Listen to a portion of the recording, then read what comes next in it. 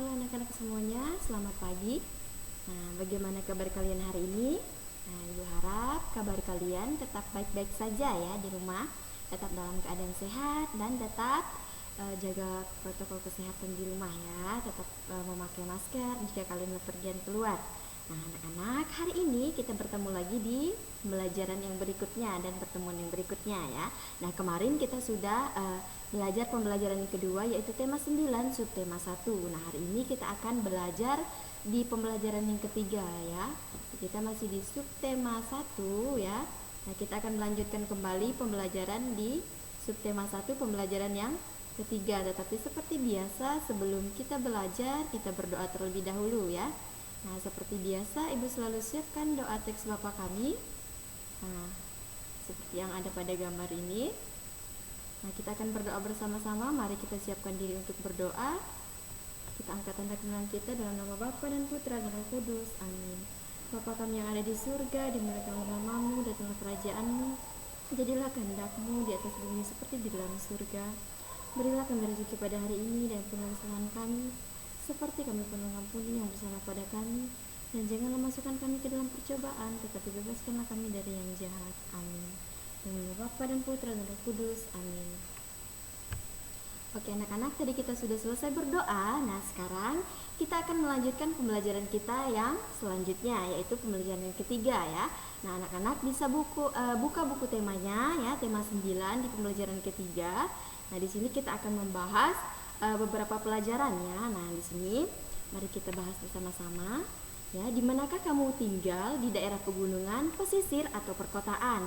Nah, apakah di daerah itu dapat dijumpai iklan penawaran berbagai benda? Apakah di daerah-daerah tersebut masyarakatnya menjunjung nilai persatuan dan kesatuan? Ayo kita pelajari bersama-sama ya. Nah, di sini anak-anak, Indonesia merupakan negara kepulauan terbesar di dunia. Negara Indonesia memiliki posisi geografis yang unik sekaligus menjadikan posisi yang strategis.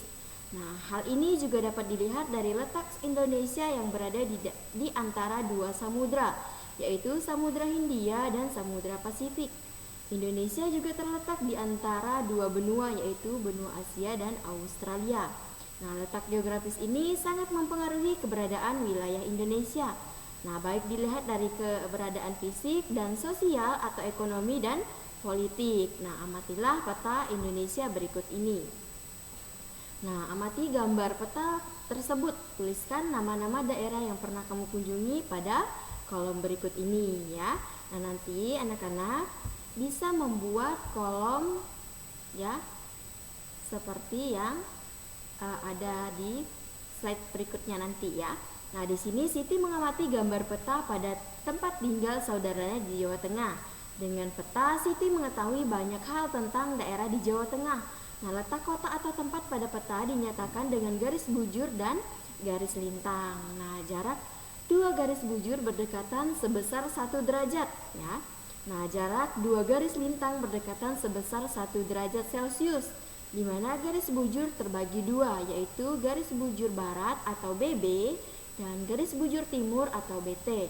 Nah, garis lintang juga terbagi menjadi dua, yaitu lintang utara dan lintang selatan ya. Jadi ini adalah peta yang dilihat oleh Siti ya, di mana dia mengamati peta tempat tinggal saudaranya di Jawa Tengah ya.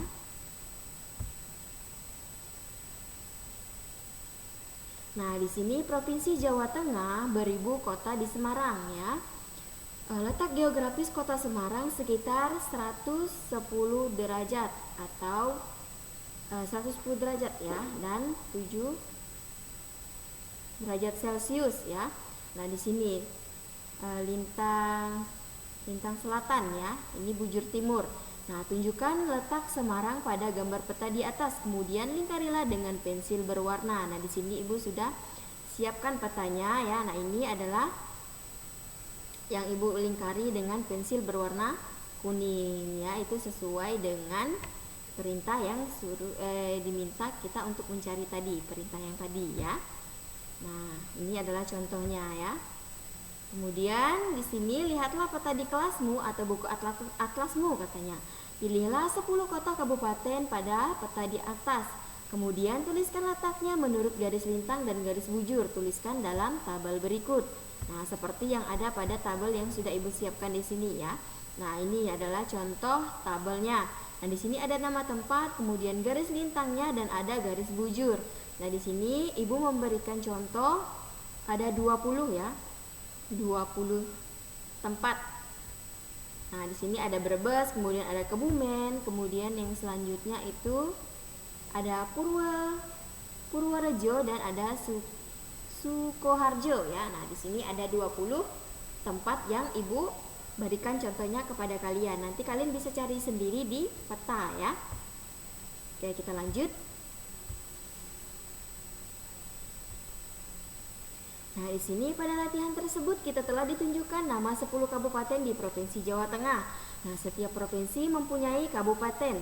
Nah, setiap kabupaten memiliki kekhasannya masing-masing. Namun demikian, tentu saja antara kabupaten yang satu dengan yang lainnya tetap menjunjung persatuan dan kesatuan. Nah, tidak hanya di dalam lingkup kabupaten, tetapi dengan orang terdekat pun kita harus menjunjung persatuan dan kesatuan. Ya, anak-anak.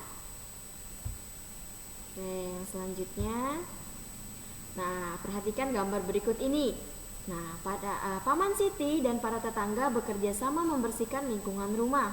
Mereka juga mengganti bola lampu yang mati untuk penerangan di depan rumah mereka masing-masing. Nah, kegiatan mereka demi keamanan dan kenyamanan semua warga yang ada di kampung tersebut. Di mana kegiatan itu mereka lakukan untuk mencerminkan kehidupan yang rukun dalam persatuan dan kesatuan ya. Ini adalah contoh kegiatan yang dilakukan oleh Paman Siti beserta tetangganya di dalam membersihkan lingkungan di sekitar tempat tinggal mereka ya. Nah, ada perilaku yang mencerminkan persatuan dan kesatuan dalam masyarakat. Sebaliknya, ada pula perilaku yang tidak mencerminkan persatuan dan kesatuan dalam masyarakat.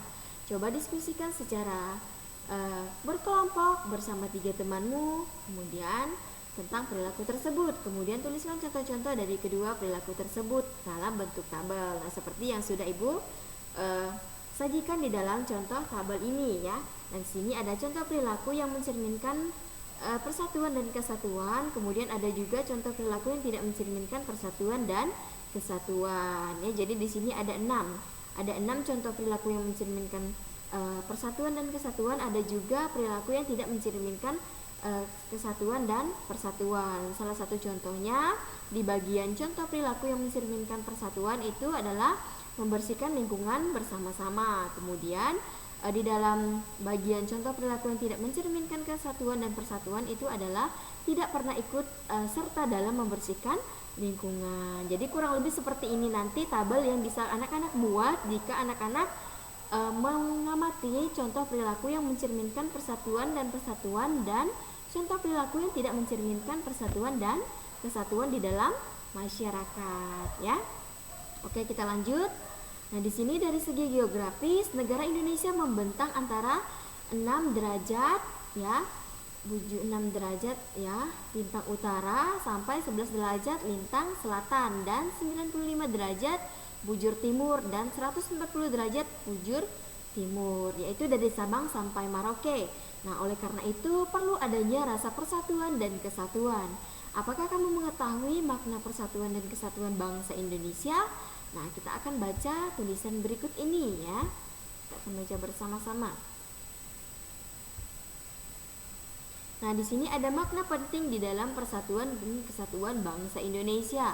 Yang pertama, rasa persatuan dan kesatuan menjalin rasa kebersamaan dan saling melengkapi antara satu dengan yang lain. Dan yang kedua, menjalin rasa kemanusiaan dan sikap saling toleransi serta rasa harmonis untuk hidup berdampingan secara rukun dan damai. Kemudian yang selanjutnya, menjalin rasa persahabatan, kekeluargaan dan sikap tolong-menolong antar sesama serta sikap nasionalisme.